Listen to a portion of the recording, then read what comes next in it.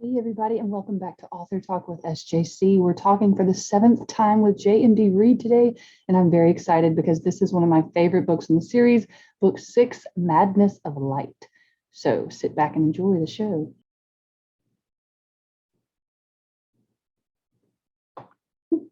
So I'm going to try to do the right thing and actually do an introduction first this time. So we'll see how this goes. I actually pulled the book up on my phone. That's what I was goofing off with when you first came on. Okay. And Lord Tian looks very shiny right now. Oh yeah, he's completely blown out. Yeah.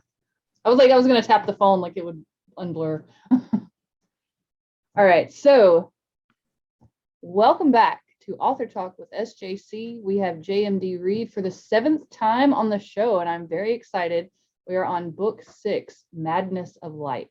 Very, again, appropriate title. And I'm looking forward to digging in. James, how are you today? Oh, I'm doing fine. It's a warm day here in Washington, and I've turned my AC unit off because it's very loud. So Wow, yeah, that's amazing. because it's right. I can reach out and touch it. Yep, it's right That's there. cool. That's a very helpful place for it to be. I would melt and not be part of the video if I turned my AC off right now here in Mississippi.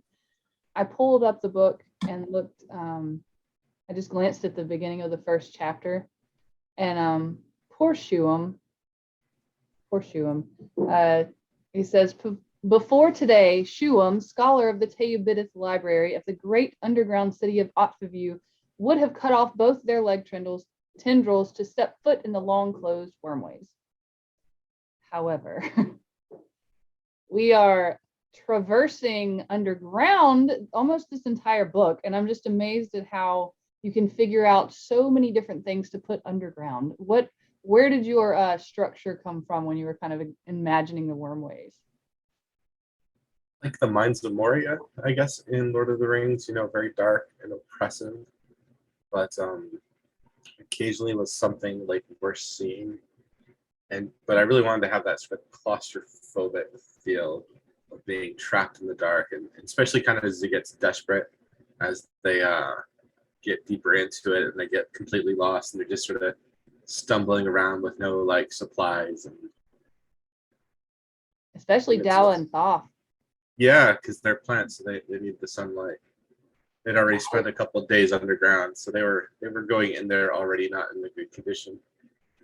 Oh, right. That's right, because they had been in the city for a while. Yeah. Like they can get by, like they were drinking honey and stuff, so they were fine for a while, but now. Yeah, I was amazed at how close Dawa got to death in this one. And honestly, I not to be too morbid, but I read about and I read an old book that they wrote like about the circus, and when you had when conjoined twins were like in the circus, and there was a set of conjoined twins who they were actually joined, they shared a liver.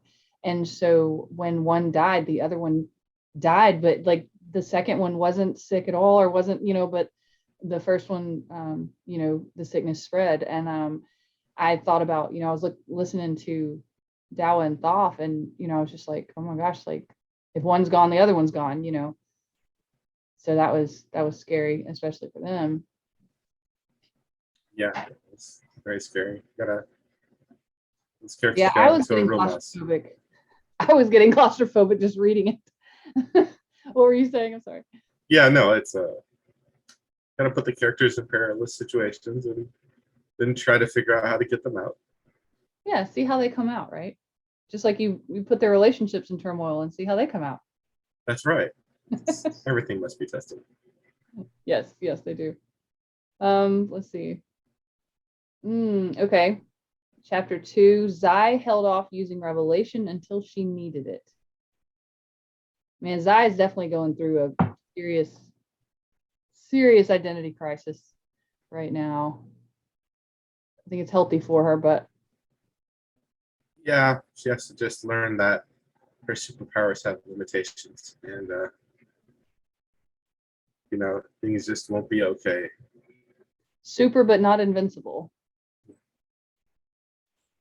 I always need. Zai was always a character I always had to think about how to counter, because I think I've mentioned. Oh yeah. And She's a tricky one to write. I'm not going to say that driving her insane in this book didn't make my life easier writing it, but it did. Yeah. And I might have been one of the reasons why it was Zai that got hit.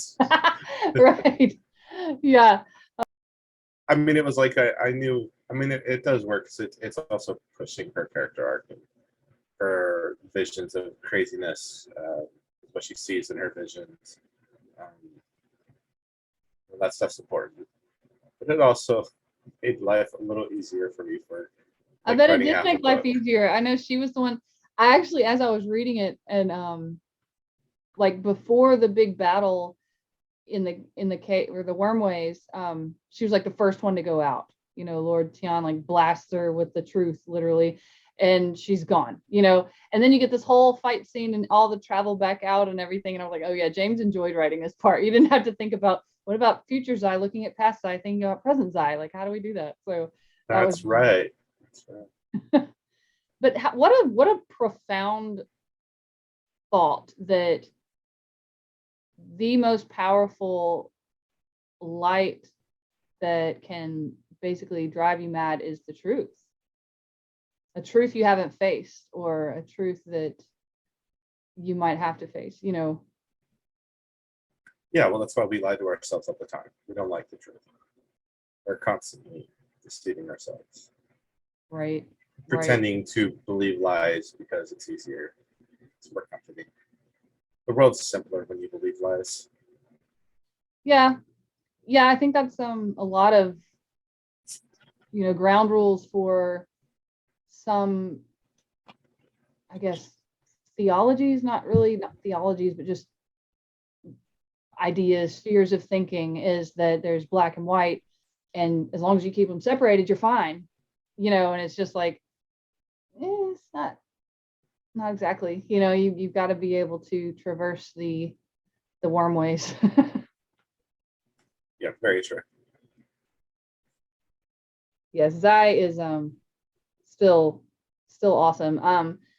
I'm still curious now, like, to see what comes true, because I feel like now I've seen so many different possibilities, you know. And it's like, she was, if she were to get pregnant, then does that mean that, you know, what she saw is going to happen?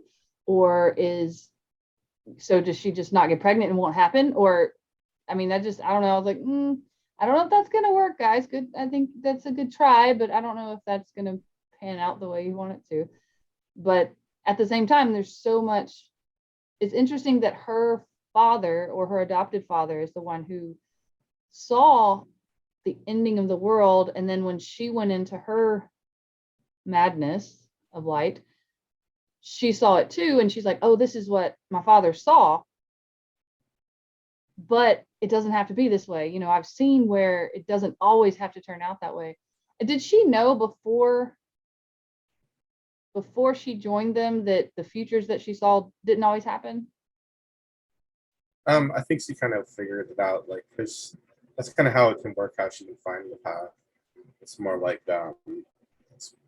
when she's like focusing on something, it's more like she's finding the future that will let her do it, just sort of instinctively on her own way. It's more complicated when she's trying to, when other people are involved. And then she really has to sift through like possibilities and stuff. But Right. like in her comfort zone, she kind of knows it.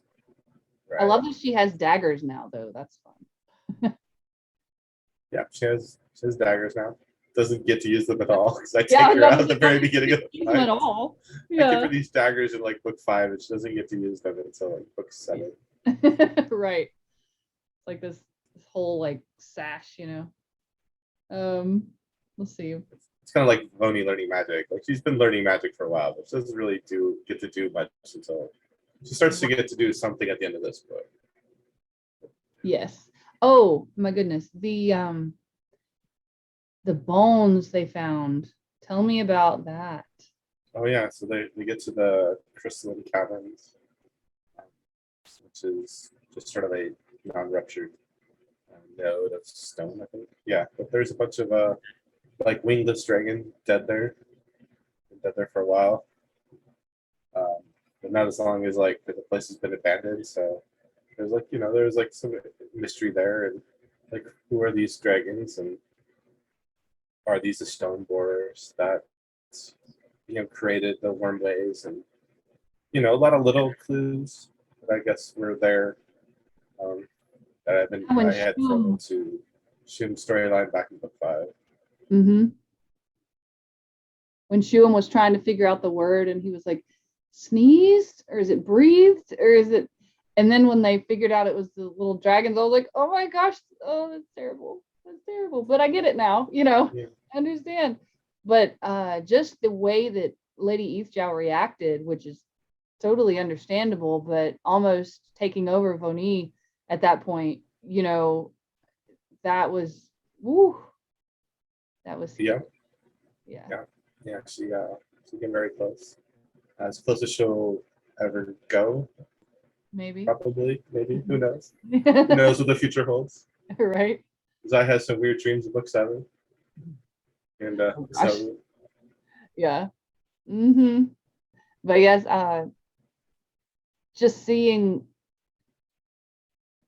just the balance of their relationship, of Voni and Lady Eastjow, feeling and seeing that dynamic play out is just so powerful. And to imagine, you have that friend who sometimes you don't understand, you come from different places, and you have to find those, you have to have the conversations that give you that common ground, and you have to be willing to engage in that conversation. If you don't understand what's going on, talk about it, and I feel like they're a great example of that. Yeah, she's she gives great advice, and so of course they're going to have a very great and solid relationship, and nothing bad will ever happen to it. Right. So, sure. Of course, because no relationship ever struggles in these books, right? That's right. But no, I think that I was just editing a video yesterday, actually, that I did with G. Norman Lippert about his book The River House, and we were talking about how basically taking the frightening with the enlightening. In other words, like, I want to accept the hard things that come in life, because if I didn't have the hard things, I wouldn't experience the good either, because they exist in one place. They just exist together. And his book is kind of a haunted story, and there's something that happens in it that I was upset about, but he said, but I mean, that's kind of where it led. And I was like, yeah, I guess, but it just was one of those things that it was sad, but it was also understandable because of the way the story was going and what was happening. It was like a consequence of the main character's choices, basically. And so just the idea of having that conflict, and that struggle to deal with the hard stuff and accept the good stuff at the same time. I feel like they do that a lot. Yeah, that's definitely true. There's definitely some of the stuff of that in this book. There's a lot of bad stuff happens in this book. A lot of really tragic stuff, especially for Shuam's character. He doesn't know about it for a very long time. Yeah, I know there's some yeah, I know, because they come out in this book at the end of the tunnel. I know that we go through the fight where I like that it was Shar Ruan who had to fight her mentor. She was the only one available at the time. She had to fight him, and he came out with all the little magic tricks he could figure out. And in the end, doesn't he end up blasted by the truth as well? Oh yeah.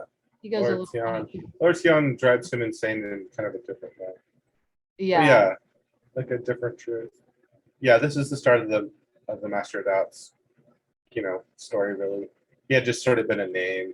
He occasionally popped up, but now he's actual as an arc. Right. Very. His whole His Very whole insane view. arc. Yes, I mean he's just like, it's he just understands how the world needs to be cleansed of all creatures that aren't dragons.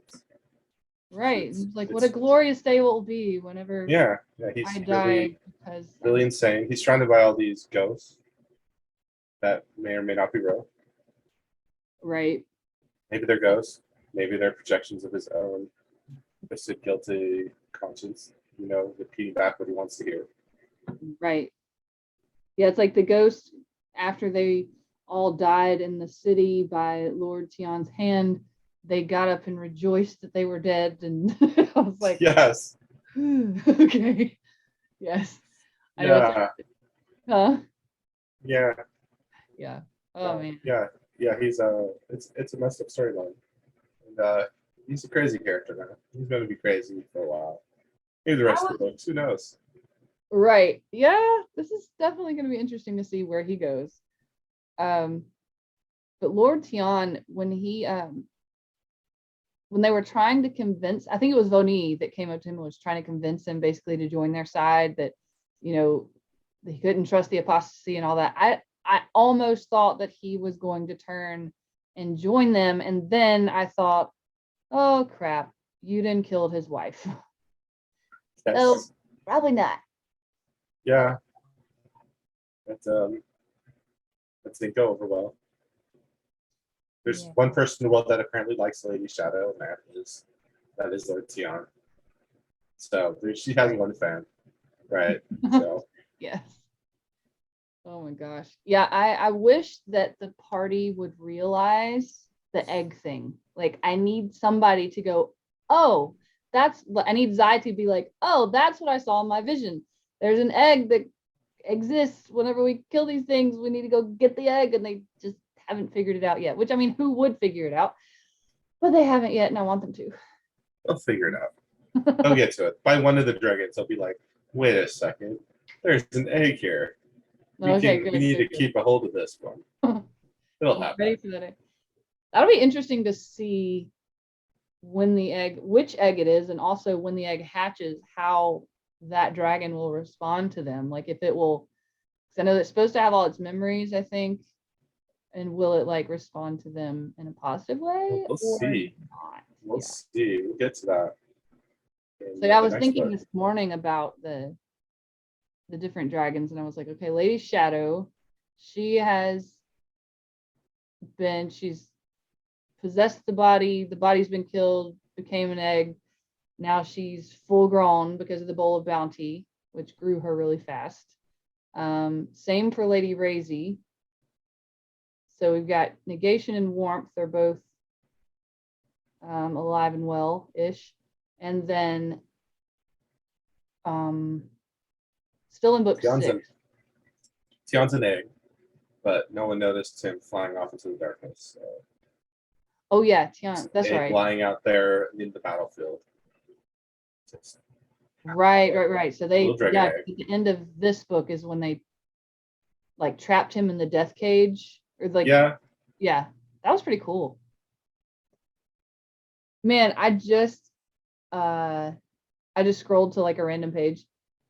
I'm no idiot, said Lord Tian. My wife, now she would march in there and demand answers, but she always had a temper. You think? Oh, yeah. She would just like, who cares about niceties? I'm just gonna go in there. You're gonna give me what I want, or else. Yeah.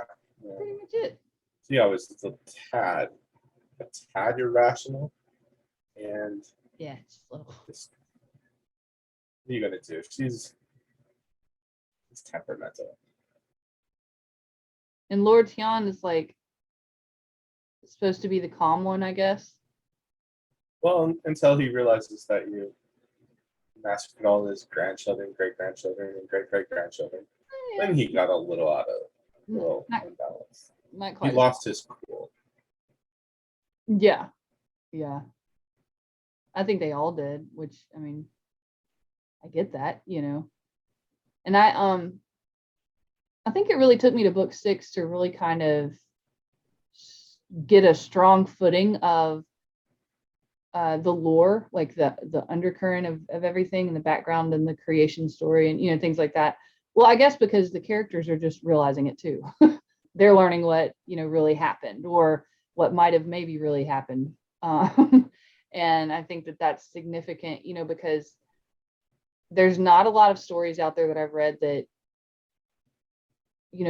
have you learning along with the characters about history and then realizing that history is totally wrong and now we're relearning it a different way. I think that's really, really interesting, because it helps us remember not to just take the first dose of history that we're given as well.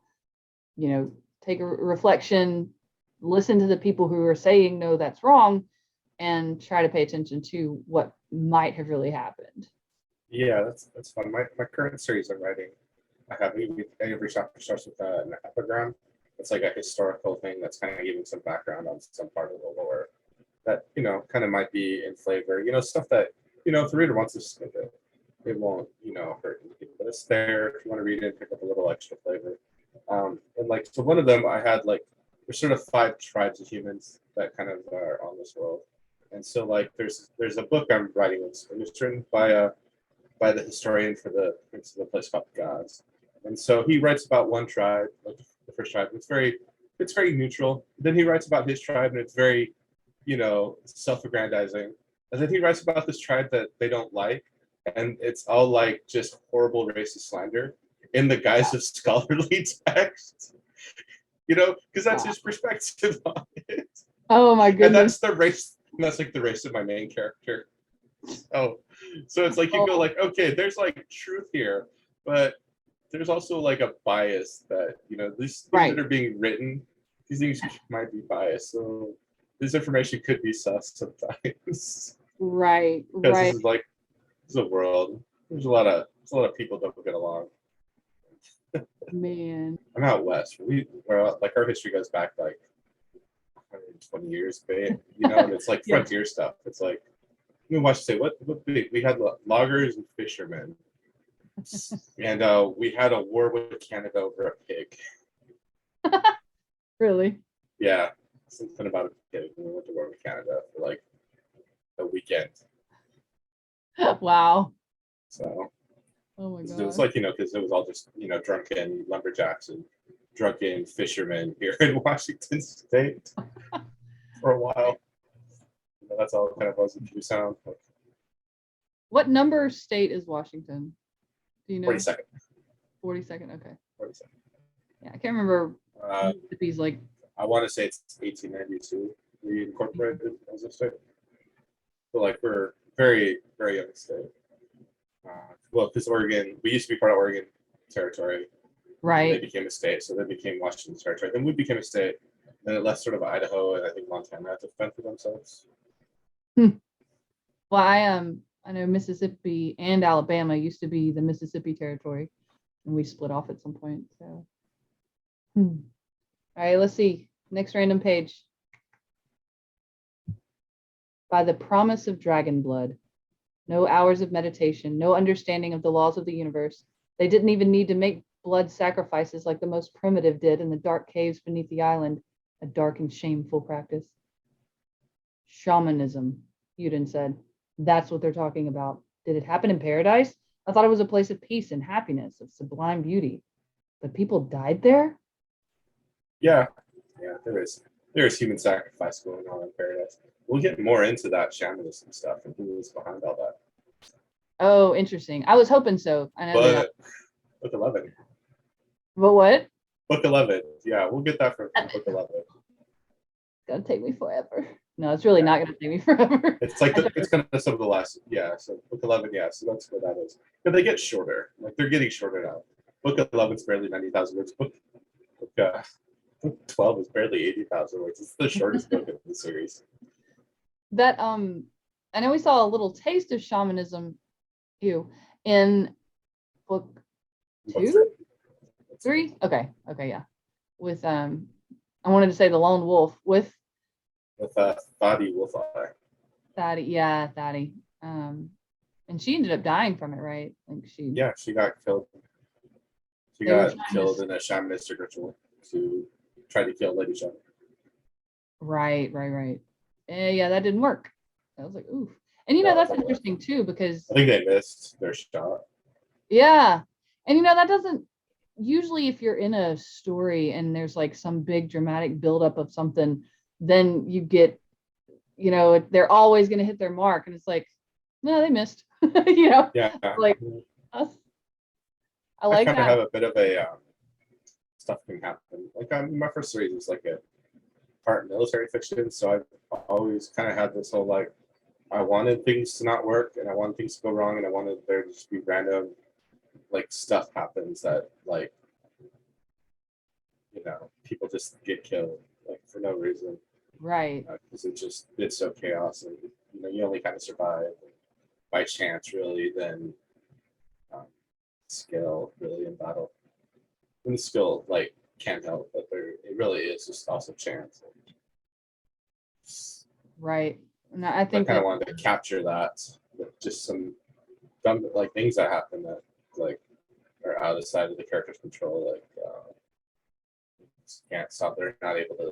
They don't even know it's a problem, and then it kill some of their friends or whatever. Yeah. So, yeah, just this senselessness of war sometimes and of battles and things like that. I think that it's good to remember that and not make every battle a big victory for one side or the other, or you know, if somebody gets hurt, it's not just like they spring back up and they're all better. You go through a time of grief or mourning or injury, and you have to actually heal from it and get over it and get past it. And also have a change of mindset every single time, for better or for worse. yeah. Let's see. That was I. So I think probably is the one character I'll be most affected by violence, like perpetrating violence in the series. Mm. Well, this is the line I just turned to. I am sorry, Bibori. Your sacrifice brings about a bright future. Paradise is lost, but now there can be peace. Right? I don't know. I am a god, and I do not know. Name that character. Let's go. Like trying to rationalize what he did. Try to make sense out of like the cruelty they portrayed.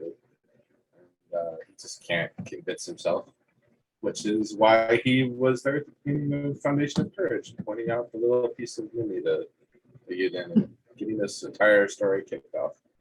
I think I'm interested to meet Gaul now, because he is almost like he's standing behind the stage, just in the dark side, right behind where you raise the curtain, and I feel like he's kind of trying to, he's supposed to be the god or the worm of negation, but at the same time, I feel like he's the one prompting the creation of the the saving of the world, really, the goodness. And he's pointing out, hey, go talk to the blue fox, little shiny thing Yeah, over there, very important. yeah, Yeah.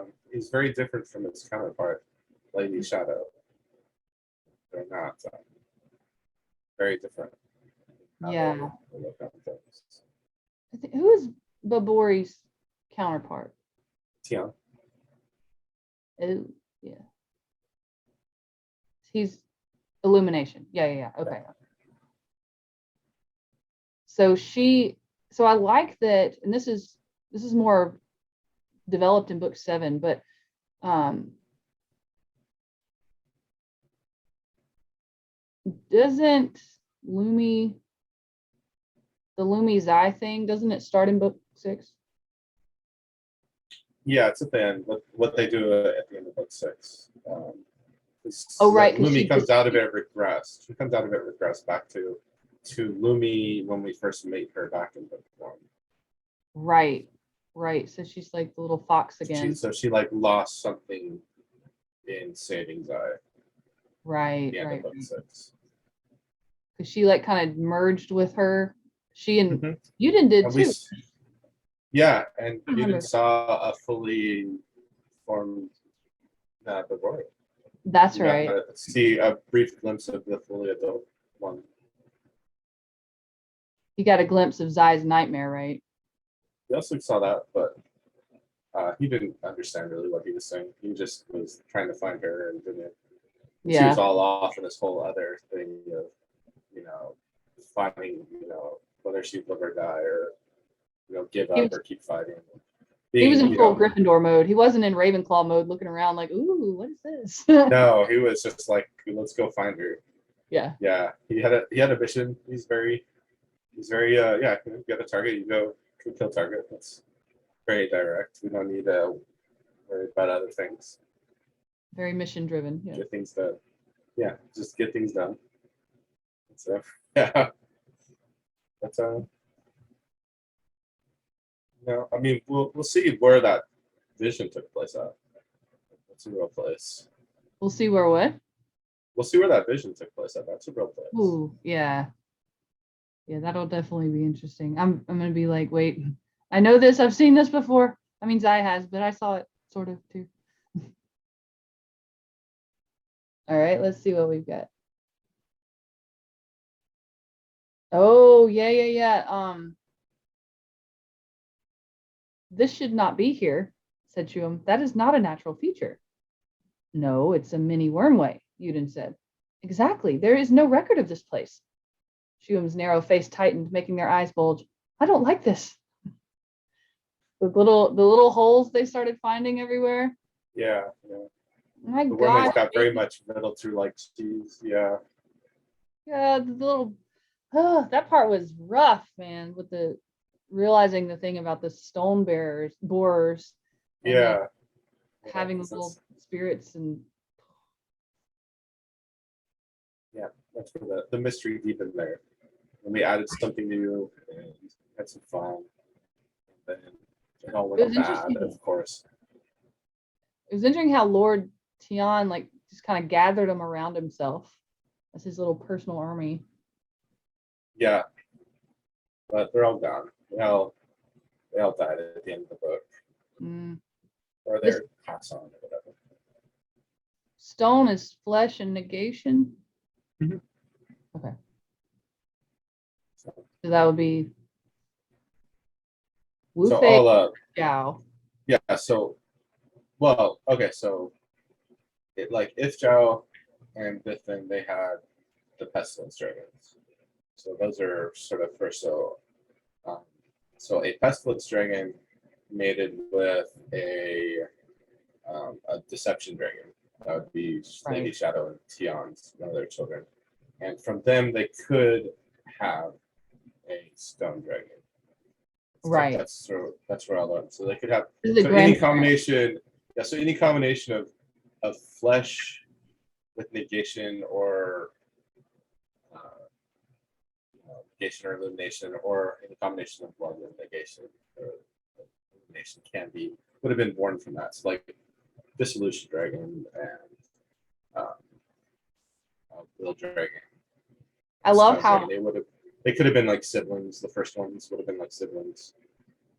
Right. I love like we have at the end of this book, Voni actually does. I have a family tree of the dragons actually. Oh, yeah, so cool. I do. I need that when we I need that one day.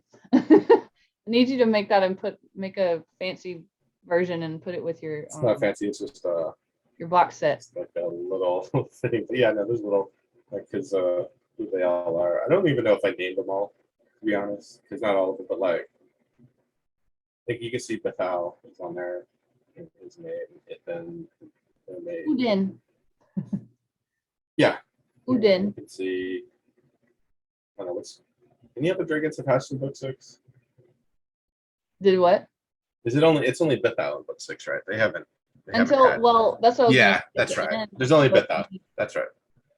But Voni had Woozy at the end. Yeah, she laid that egg. That was weird. She laid that egg. Wait. Yeah, that was a weird thing to come up with. I'll admit. No, it was so cool. I feel like it's like I don't know. It's just. I mean, I like it. So. Yeah. But I like that. I love how Woozy is just. She's I think blue and white. think it's her color, Yes, right? she's blue and Yeah. white. I want to meet She's Lucy. illumination and breath, Illumination and breath. which means a fire dragon's yellow and blue. That's weird. A fire dragon's yellow and Is blue. yellow and blue? Yep. Yeah. Oh, now I'm just gonna have a coloring session, and I'm just gonna go color all my dragons that I can think of. Make my own family tree. Even if I don't know their names, I at least know what they look like. Yeah, that's cute. But let me see. I like also how Yuden at the end, when Voni is like giving birth, he's like, come on, Reid, we need to go over here and watch the stars, or whatever. And Reed's like, no, I want to stay. Everybody's like, what's wrong with you, dude? You're the one with the mom who's a herbalist, herb witch, whatever. Your mom's a nurse and you're the one that's freaking out. Okay. Yeah, well, who wants to stick around for all that? Here's a good one. And I don't know how to do like a Dawa voice because they're like reedy and that's what I think of. I need to be able to beatbox really well, and then I could probably figure it out. And we just throw them? Asked Dawa. Yes, Ruan said. They'll burst in a radius 10 times wider than they are. And be careful with them. If you drop one, the impact with the ground will probably be enough to set them off. You'll die. No pressure. Yeah, you'll die. Yeah. Those are very deadly weapons they whipped up. I mean, they're made of death. So yeah, deadly. That's right. Pretty much They're covers very it. deadly. Yeah. Yeah, they're I was very, not good. Not good things, but you improvise. don't drop Very them. easy to make. Don't drop them. Just don't drop them. Yeah, I think about Shuam with his arm tendrils having to hold it like wrap around And it. just like it flicks it out. Yeah, let's teach him how to use a sling, and then he can get some real distance on it. Yeah. He never figured that part out. He just throws them. The rest of the books, he just throws shots of various magics. Yeah, that's cool. I mean, I like that everybody has a way to fight. Even little Shuam. Yep. It seems borrowing Tian's illumination has melded into me and bridged some gaps in my soul. So you're whole? No, this honestly is not what's important. Just don't be alarmed about what happens. I knew what I was doing when I told you to flow.